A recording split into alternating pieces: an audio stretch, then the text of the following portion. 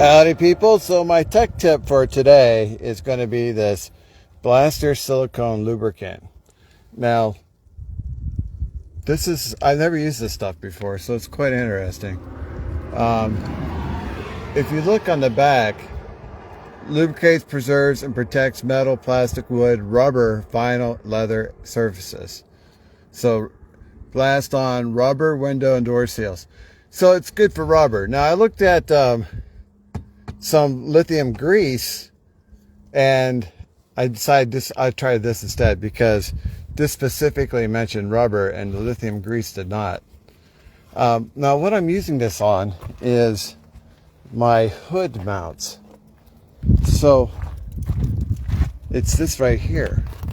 You know, that's rubber. You can see I just sprayed it on pretty liberally. And what was happening was I was having a hard time opening and closing my hood because it would pinch and stick on the mounts.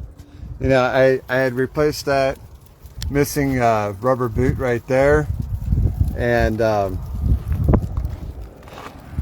had replaced this rubber seal right here, and then I had replaced this seal up here, all in an attempt to get that hood to open and close more smoothly.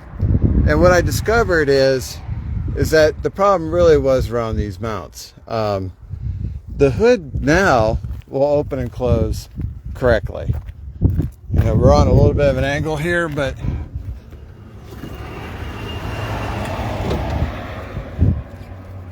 yeah, right there the hood is closed.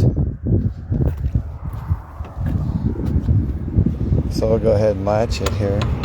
Do a little demonstration. Watch, this doesn't work for me now.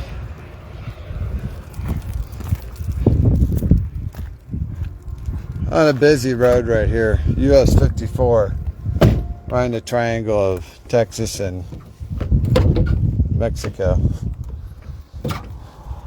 New Mexico. Well, I can't do it with one hand right now, but the idea is that this will open and close more smoothly. Oh, I think I know what the problem was. I left my can of spray sitting there. Yeah, there it is. Now it'll close. I had that sitting there and it wouldn't close. Alright, so let's try this again. So it comes down pretty smoothly. Now I am planning on replacing those arms, but not right away. So we'll latch this. And what we want to do is test this and demonstrate how this solved the problem.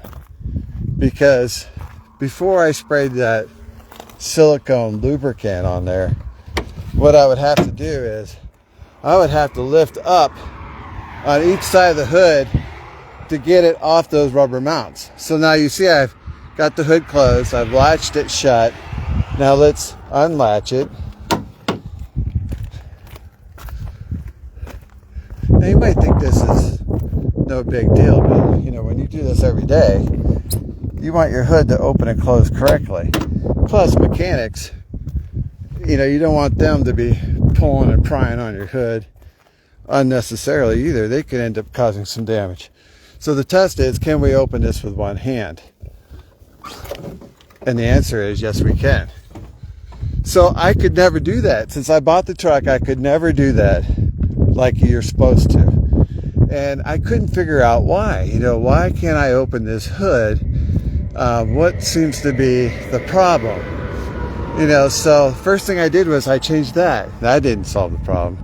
Then I installed this. It was missing. That didn't solve the problem. Then I put the rubber boot up there that was missing. That didn't solve the problem. So then I was like, okay, let me spray this with some lubricant. That solved the problem. You can see where it mounts right there. So that's what it needed. So if you ever have trouble opening and closing your hood and nothing else apparently is wrong, it may just need to have some lubricant sprayed on these mounts. That's all this truck needed. Now I did buy these arms, and these are hydraulic arms. They need to be replaced periodically. No doubt these are the original. they still seem to be doing okay. They run $250 each from Freightliner. So if you are going to replace them, I recommend you buy them through Crete.